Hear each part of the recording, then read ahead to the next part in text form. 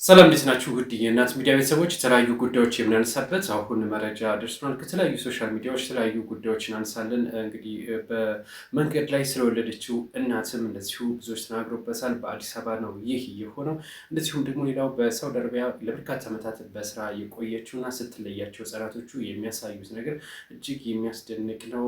ሌላው መረጃችን ከክረምቱ ጋር በተገናኘ እንግዲህ መብረቅን በተመለከተ መልእክት አስተላልፈዋል ዶክተር ሮዳስ ስለሱም የምንመለከተው ይሆናል።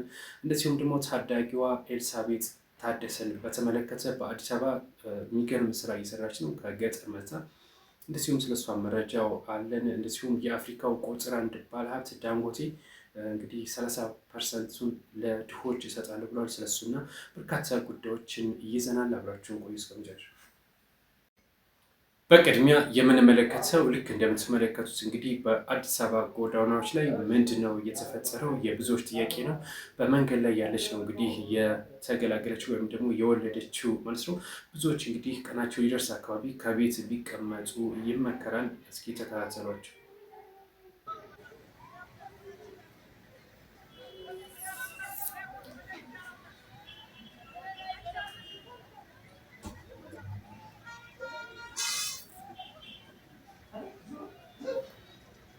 ያው ይህንን ይመስላል። በሰላም መንገድ ላይ መገላገሏን ጭምር ያው አጠገቧ ሰው በመኖሩ ምክንያት ነው እንግዲህ ረዳት በመኖሩ ነው። ብቻዋን ብትሆን እንዳይፈጠር አስቦት። ሌላው ብዙዎችን ያስለቀሰው በጣም ያሳዘነው መረጃ ደግሞ በውጭ ሀገር በሳውዲ ለበርካታ ዓመታት በሰራተኝነት የቆየችው እናም እንግዲህ ስራዋን ጨርሳ ወደ ቤቷ ስትመለስ ተመልክቷቸው ህፃናቶቹ እንዴት እንደሚሆኑ ያው እሷ ስላሳደገቻቸው እሷ ብቻ አይደለችም፣ ቤተሰቦቿ የእናት አባቷ የልጆቹ እናት ሚስትና የልጆቹ የሁለቱ ልጆች እንግዲህ እናትና አባታቸውን ጭምር በከፍተኛ ሀዘን ውስጥ የሚገኙ ተካተሏቸው እስኪ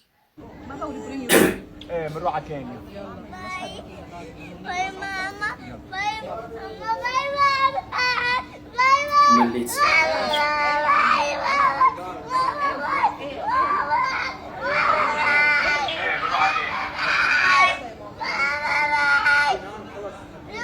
ያው በጣም ያሳዝናሉ። ህጻናቶቹ እንደ እናቷቸው ነበር የሚሆኑት። እዚህ ለሚደርሱ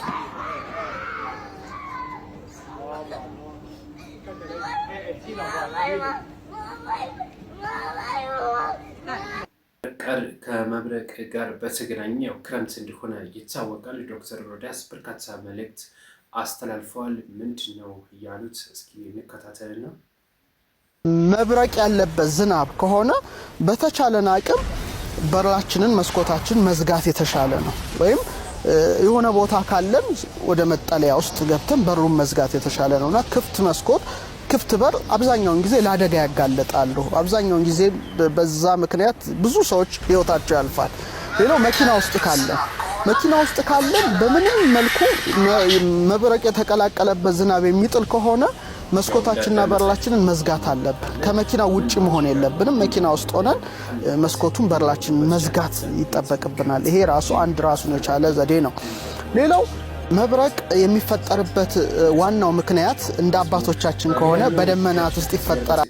የምንመለከተው ስለ ታዳጊዋ ኤልሳቤጥ ደስታን በተመለከተ ነው። እንግዲህ ታዳጊዋ ኤልሳቤጥ ደስታ አዲስ አበባ ከመጣች በኋላ የተለያዩ የሞዴሊንግ ስራዎችን እየሰራች እንደምትገኝ ታውቋል። በተፈጥሮ ውበቷ በሞገሷ እና በልዩ ድምቀቷ በማህበራዊ ሚዲያ መነጋገሪያ የሆነችው ኤልሳቤጥ ታደሰ በአዲስ አበባ የተለያዩ ሞዴሊንግን ስራ እየሰራች ትገኛለች። ኤልሳቤጥ በራስ መተማመኗን ሲሆን ባህላዊ እሴቷን በማንጸባረቅ በአዲስ አበባ ሞዴሊንግ ዘርፍ እንግዲህ አዲስ ማስታወቂያዎችን እና የስራ እንቅስቃሴዎችን ልታቀርብልን ተዘጋጅታለች ተብሏል። እጅግ እንግዲህ በአንድ ሰው ካሜራ ምክንያት ይህን ያክል ለውጥ ማግኘቷ ብዙዎችን እያነጋገረ ይገኛል።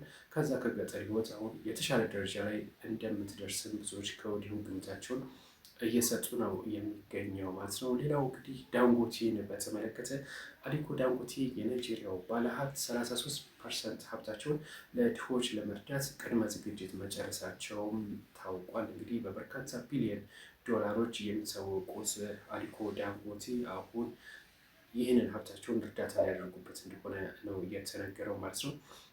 የሁሉ መረጃዎቻችን ይህን ይመስሉ ነበረ። መልካም ቆይታ